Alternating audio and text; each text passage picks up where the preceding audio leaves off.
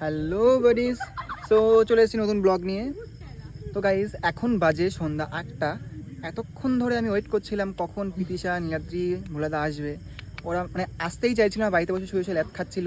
তো এখন ফাইনালি সন্ধ্যা না, রাত 8টা হয়ে গেছে, এখন এসছে।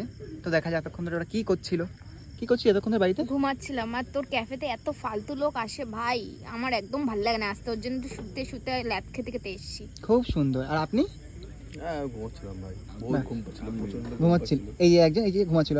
আর একজন আছে, তিনি তো আরও পরে এসছে। কোথায় যেন পুজো দিতে গেছিলো। কোথায় পুজো দিতে গেছিলো? শ্মশানে পুজো দিতে গেছিলো।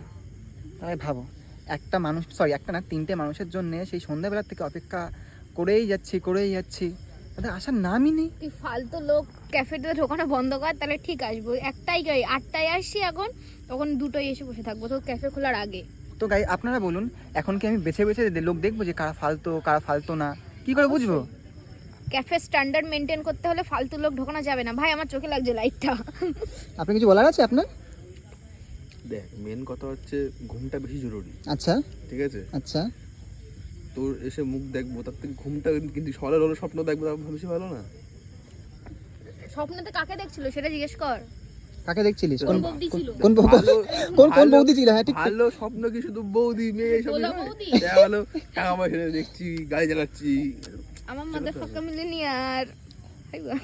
তো গাইস, কোন বৌদি নিয়ে স্বপ্ন দেখছিল আপনারা বুঝতেই পারছেন। কোন বৌদি না?